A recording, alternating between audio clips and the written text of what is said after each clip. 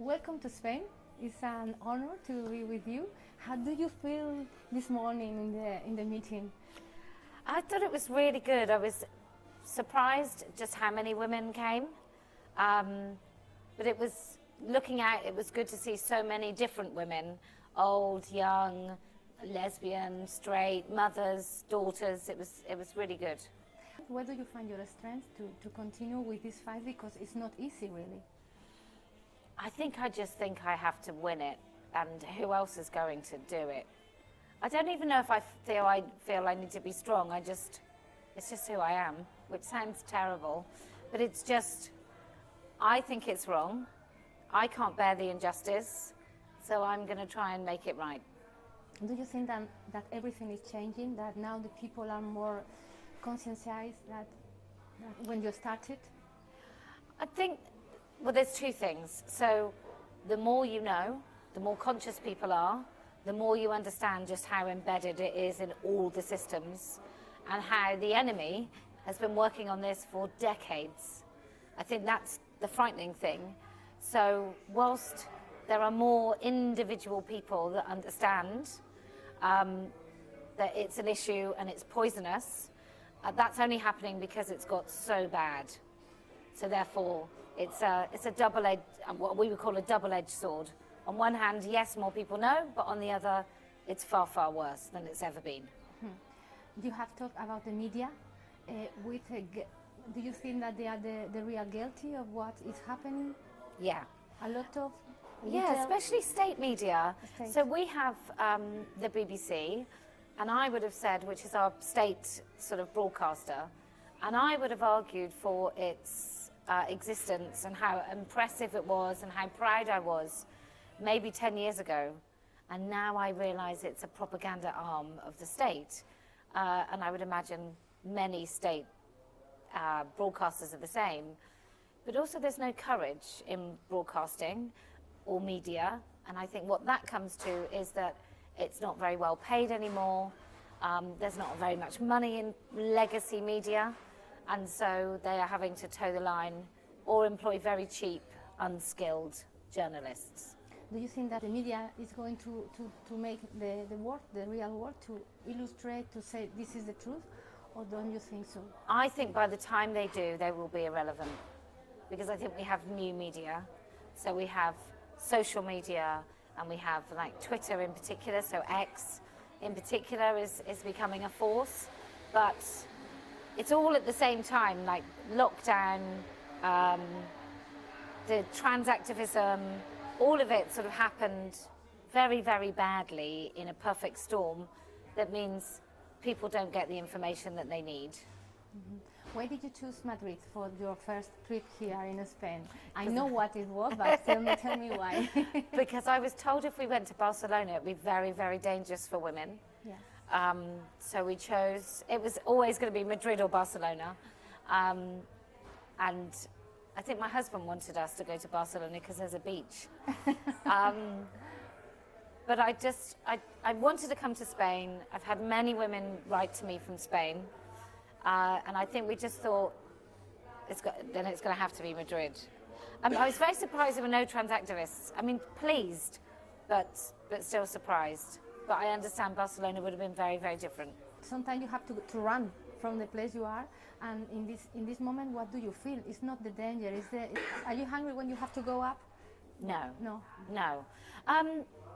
So here we didn't have any trans rights activists, so that was good. I don't mind. It gives a different element to an event, but sometimes it's just nice just to listen to women speaking without being fearful of trans activists and what they might do. But sometimes they give us a good kind of energy to bounce away from. But in this case, no, it was great that they weren't here. So tell me, what is a woman? Well, it's an adult. Well, apparently in Spanish, I'm in a lot of trouble for the definition. But it's an adult human female. That's it. That's it. It's you and me. And not the others. Yeah, we just don't have penises, ever. So, do you think that the real thing is that they have the money, and with the money they can do all this stuff, and we don't have the money, the women also, or which is the real problem for that? There's a lot of money to be made from men parading as women, whether it's pharmaceuticals, surgeries, individual doctors. And then there's also the toxic nature of some doctors who want to play God. I think that's an element of this. And then you have young activist teachers in schools. That's a problem. We have it in the UK, like schools are underfunded. They don't have the budget to keep expensive older teachers. Teacher unions mean that you can't reduce pay. And so all you're left with is teachers newly out of university, where they are ideologically captured, and then they go in and they ideologically, I'm so sorry, then they go into schools and they are ideologically captured, and then they capture the children. So it's very, very frightening that the police, I don't know if it's the same in Spain, I guess it is, police, prison, health, education, everything state funded is now beholden to this cult. You have talked this morning about the young people. They are dangerous really, but they don't know. How can we go near them and talk with them and say, stop, don't go by this way? Because when they are on this way, they just want to be trans, and that's all. I think that what we have to do is we have to be the adults. So we know that in, probably in Spain as well, there was an epidemic of anorexic girls. At no point did a school go along with a girl starving herself to death, or a doctor, or parents. Everybody knew it was an issue, and we remained the adults. And young people are supposed to do stupid things and get into trouble and have silly ideas. They're supposed to do that, and we're supposed to remain the adults. And we've forgotten to do that. And so now, instead of saying to someone, don't be so ridiculous, of course you're not a boy, we are now saying, but you must know. I trust everything that you say. Even though you're 14 years old, you know better than me. And that's, we are abandoning our duty as adults. And I think we need to take hold of the reins again. But the adult needs also the information, because the normal people doesn't know anything about the trans people and the trans lobby. How can we face that also? A long time ago, the women fought to get the vote. They didn't have social media. They didn't have YouTube. Probably didn't, not everybody could read. And yet they got the word out. They met. They talked. They were fearless, and they kept meeting and being public about their opinions, and no hesitation. And I think you just have to build that sort of movement again for all women, not feminists, not pro-life, not pro-choice, but all women have to know that there is a place for them where they can meet other women and they can speak about this. But this is a little difficult, because from the left, from the right, feminists, not feminists, at the end we are on groups. And how can we find the real point of meeting all of them and say, okay, we are going to fight for this? This is difficult also. That's why maybe they are winning. Yeah, I think that it is. But women are terrible at uniting and forgetting our differences. I've had years of having, the worst thing that everyone ever talks about is what women say about me. A trans activist I can deal with morning, noon and night, I don't care, but women are very, very toxic.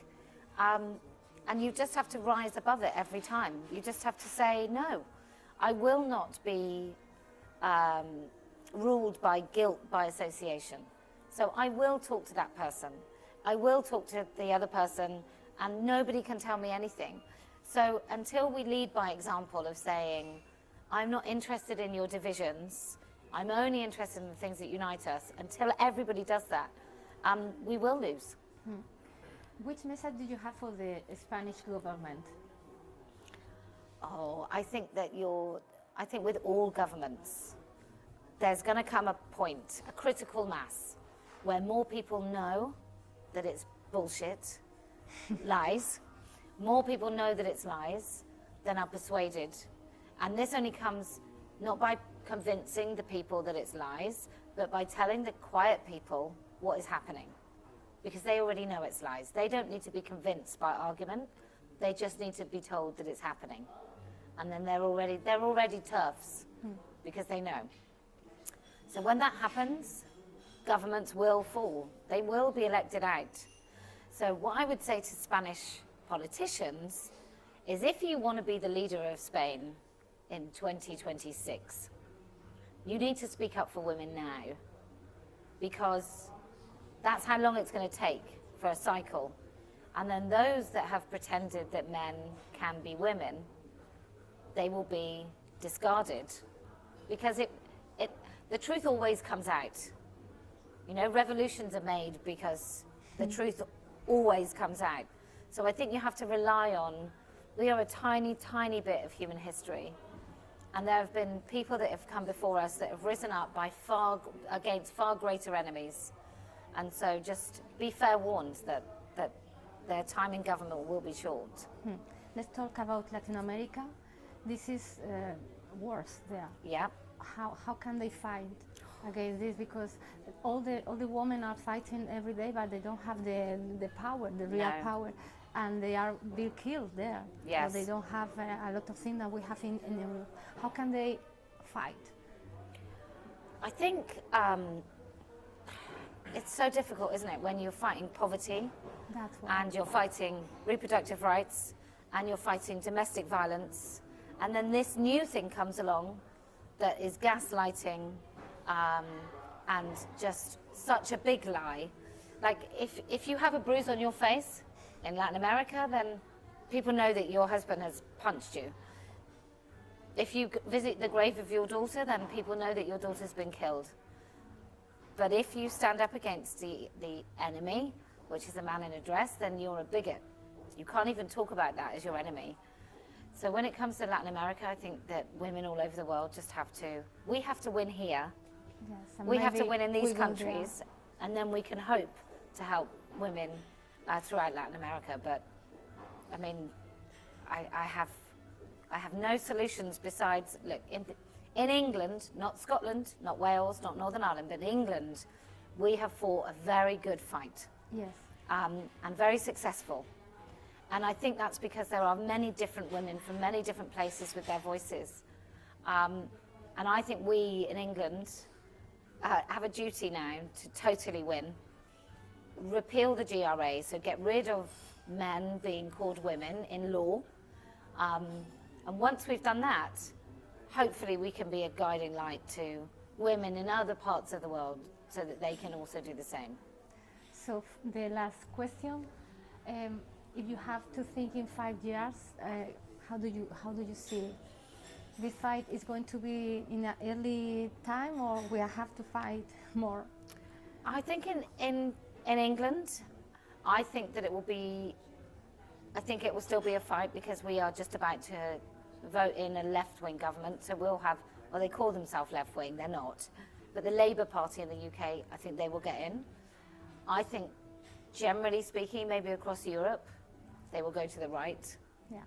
So you might be fighting other battles. But hopefully, this will become something that is at least talked about, even if not resolved. But it's taken, before I was awake to this in 2015, the trans activists had at least 2 decades, at least, maybe 3 or 4, of influence in government. So this is going to take a long time to unravel. But mother hasn't had all the time. No. They want now to sell to their daughter and to children, so this is very difficult. Children's bodies will be damaged. Because even, I can choose, I can walk about my life and I don't have to encounter men in dresses. I mean, I might, but I don't have to. It's not going to be the private space. However, for children who have their bodies damaged, they have no choice. So fight. The last question is, we have to fight, and we speak up the voice and fight for our right. Yeah. Fight. That's the final message? the final message is just keep speaking. Speak the truth without fear or hesitation, and don't stop. Okay, so we will go. All right, so thank you you very much for coming here, and we will fight for you also. Okay, thank you very much.